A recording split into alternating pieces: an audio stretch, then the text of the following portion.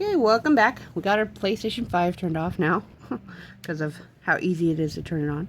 So this battery isn't really held in by anything when you have the back cover off. So what I'm going to do so I don't accidentally turn anything on again is I'm going to wiggle this connection out for the battery carefully so I don't mess up anything and we don't turn it on again. Okay, so like I was saying before, we've got, see how you've got this little R2 button, which is, this is the one we're going to take. It is connected on here through the little pin, which we showed you with the pieces over here, which is now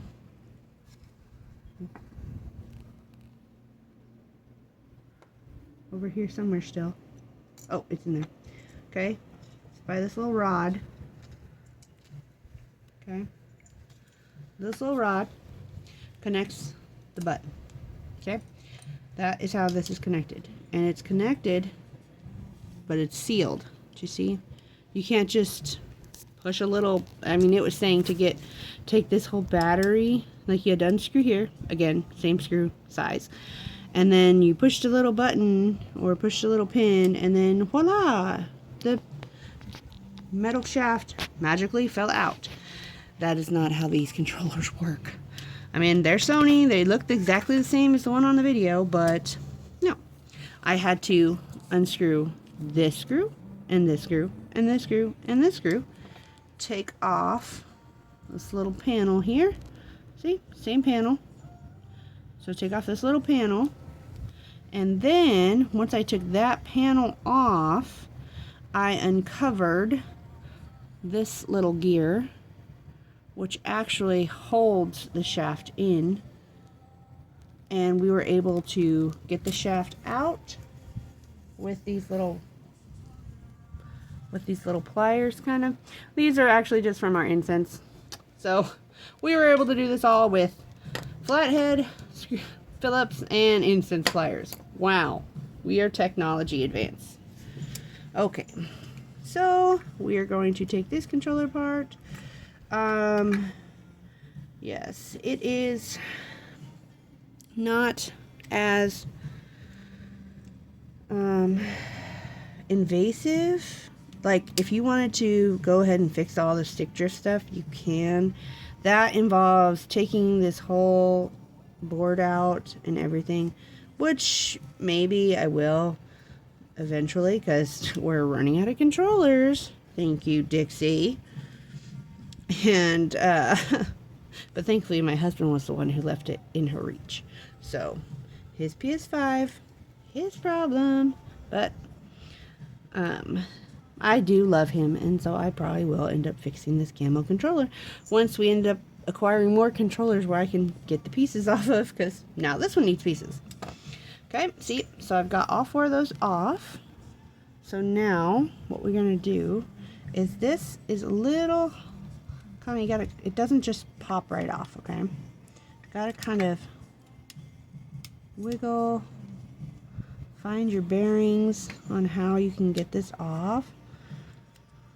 Okay, do you see how that was? Just a little wiggling. Okay, so now here is your little gear. Okay, you see, you have to make sure you get this back on there. If you don't, you will not be playing, okay? So, and no, it does have a little metal spring in there. And also, I do have this metal spring here, which is also from the controller. I need to make sure I get back on when I take this off. See, it is right here. Now, the easy way I got this off, do you see it right there, is I just bent it. I used my little flathead, and I just took that little leg off. That was how I got that off. Okay, now that we got this off, we're going to use our little incense pliers, okay? And we're going to, I don't want to take this off. I just want to get this out. See, that's the only second thing about them not being actual pliers.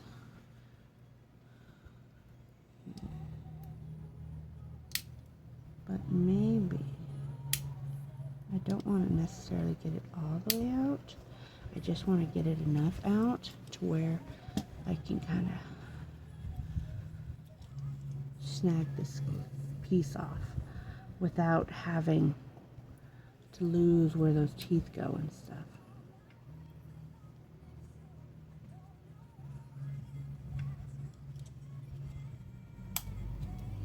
Maybe.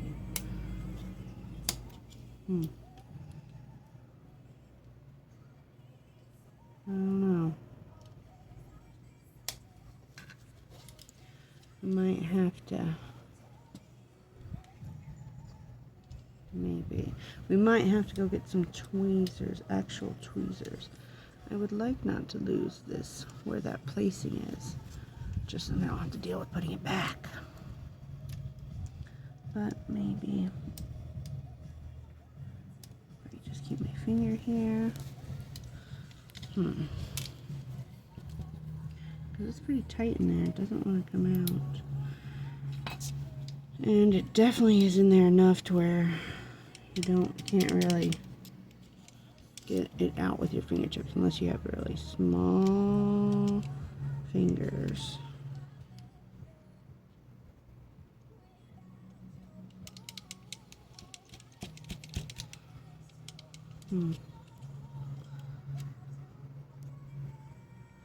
Yep, so we'll be back after we get some actual tweezers.